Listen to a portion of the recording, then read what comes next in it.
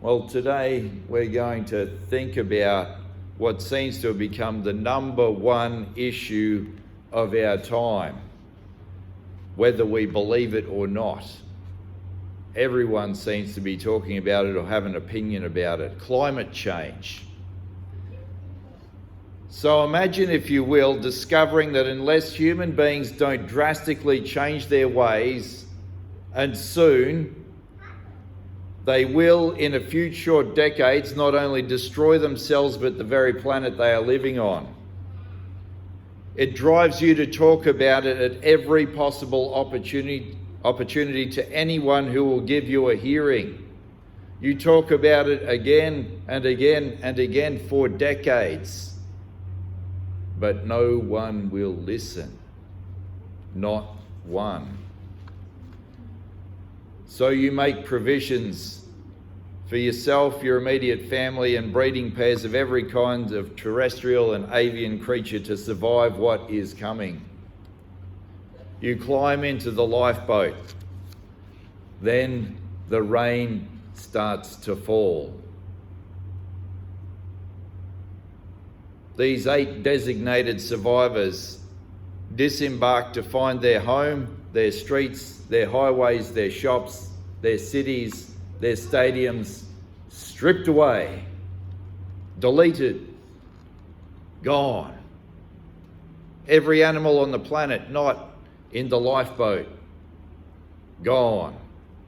Every forest and field, every jungle and river, every green thing, gone.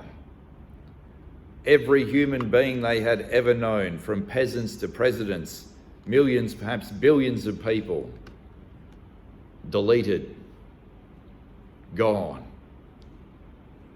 Instead of a relatively gentle landscape before them and a climate near to perfect for human life and flourishing, they landed on the top of a great mountain range and on a different planet. They disembarked into an empty world, an alien world.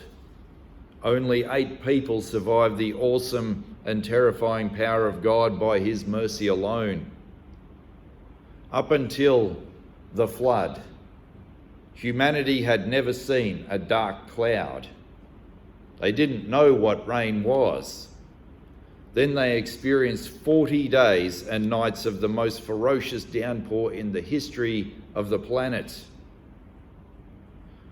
On top of that, they spent 150 days in the lifeboat on top of Waterworld.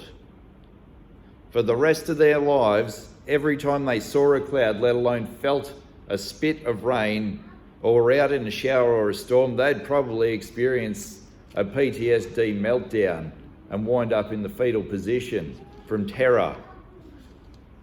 Folks carry on about climate change, climate crisis, climate emergency as though it is in the future. People, it already happened. And the consequences of it still impact the world today, thousands of years later. Climate change is ancient history written in the geological record, in the fossil record, and there are fragments or versions of this story in many cultures around the planet. Such was the impression it made on those 8 survivors. They told the story again and again. As those 8 designated survivors emerged from the lifeboat, they gave thanks to God in worship for their lives and the great deliverance He had given them. Who are they that they should receive such favour and grace and mercy? In response to their worship, God makes them a promise: never again. He guarantees in His own name that the world will keep turning with its regular cycle of life as long as it exists, to the end of time. As long as the earth endures seed time and harvest, cold and heat, summer and winter, day and night, shall not cease. God makes this promise to them not because He thinks they deserve it or that we deserve it. God makes this promise because God knows how bad we can be and how very destructive we are. So he guarantees that we cannot break the world or destroy ourselves ever. We are sailing through life bowling with the bumpers up by the grace of God. He guarantees, let me say it again, that we cannot break the world or destroy ourselves, because that is his prerogative as creator. And before anyone cries foul about how can God do that to all those people and animals, remember the reason, the heartbreaking reason. The world was filled to overflowing with violence and warfare, and every inclination of the human heart was only evil continually, to the point where God was sorry that he had created us all. That antediluvian world must have been, in all reality, hell on earth. Let that sink in. Yet here he is on the flip side of this hard reboot, naming out loud before us that sin will pull us down into evil as surely as gravity pulls us toward the ground. So in his grace, he promises that the world will keep turning. He also reaffirms that despite our problem with evil, we are still his image bearers. We can't extinguish that either. We still reflect something of who he is in our collective human life. And with that comes responsibilities. Responsibility to fill the earth again with life and to steward the earth responsibly, to look after it and to care for it, even though it will be a very hostile environment compared to what it used to be. As if those words of grace aren't enough, God says 7 times in 9 verses, never again.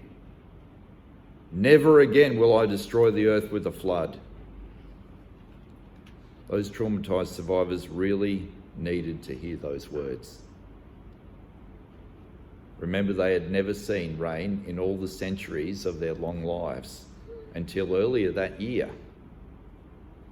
And like I said, every time a cloud came over the land after that, they'd probably go into a panic for years to come.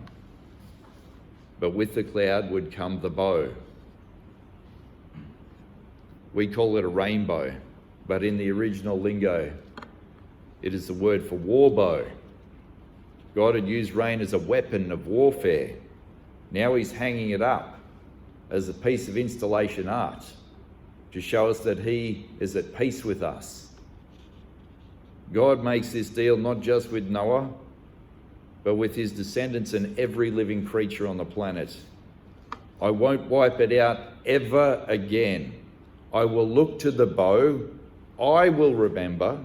I will show mercy and grace. God does it all.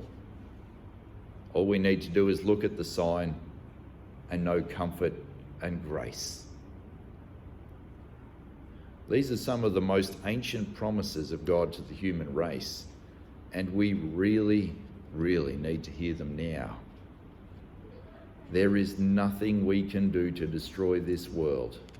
Nothing. We can knock it around a fair bit, but God guarantees that there will be regular seasons and food for the human race to the very end. Jesus himself says in our gospel that there will be plenty of ups and downs in this world, but that's not the end, not yet. So don't be afraid. Stay on task and preach the hope we have in him. The revelation to John signs off on the fact that this world will be brought to a very good end when this creation gives way to its fulfillment and all things are made new in Jesus and his sovereign power, when heaven and earth are finally one. All of that is why we do not have to be too worried about the climate or climate change. Don't hear me dismiss the importance of stewarding our world and caring for it. But we do not have to be alarmed or afraid. Our world needs these words of hope, beginning with these most ancient words of grace to Noah, as people grow ever more anxious and alarmed about climate change. Apparently, climate anxiety is a big issue, especially among the young. They're treating it. They're treating it with psychotherapy and counselling and drugs. It's leading them to make some pretty drastic life decisions, like not having kids, because they believe there won't be a world for them to live in. That's pretty full on, isn't it? To believe that the world is doomed. That's not what the scriptures say. Headspace, Mission Australia and other mental health organisations have pages and pages dedicated to climate anxiety on their websites because it's a big deal. And some folks are so anxious they are willing to advocate even the most extreme tyrannical action to address what they perceive as an extinction event. Tim Flannery, Australian scientist among other things, says that Australia should draw on its pandemic playbook as it considers how to endure the climate crisis. And according to an article quoting him recently in the Shep News, Tim Flannery is in favour of stopping international travel, keeping people in their homes, restricting personal liberties, and choking down significant economic cost in order to deal with what he perceives as a climate emergency. That is the stuff of dictatorships, and we endured it too long through COVID, and we know that it wasn't necessary, not the way it was done. The Council of Oxford in England has become a lightning rod for these anxieties as they seek to restrict people's freedom of movement, apparently for the sake of the climate.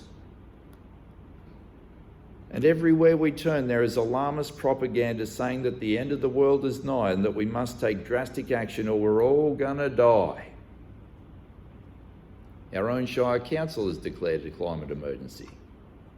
For real.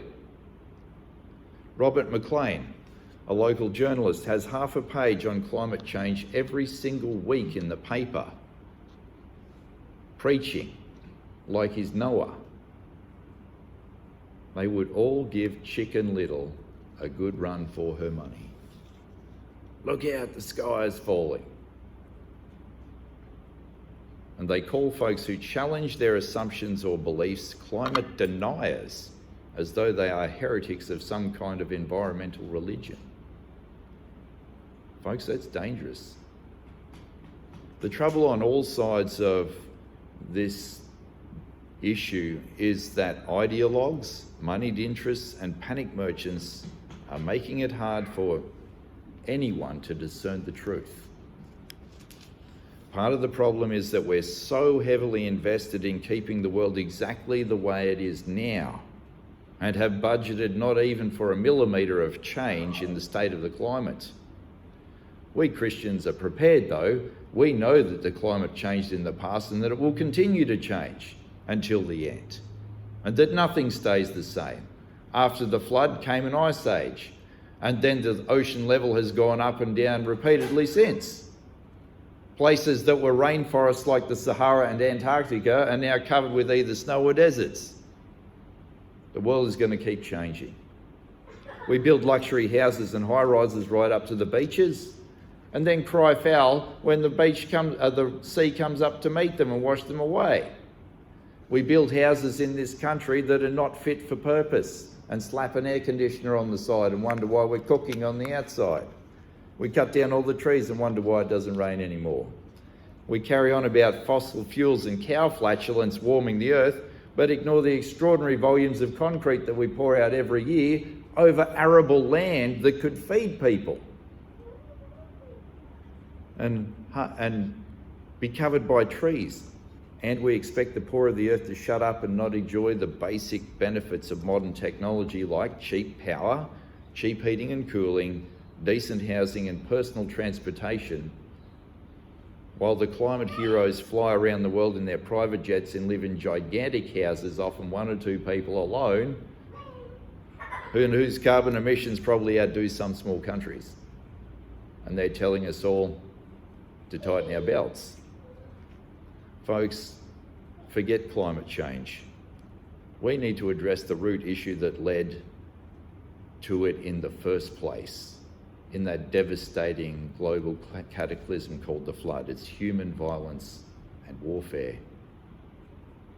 And for that, we need another sign of God's grace and mercy where all human violence and bloodshed end. The cross of Jesus. But that is a sermon for another day. If you are anxious about the state of the world and the way the climate is,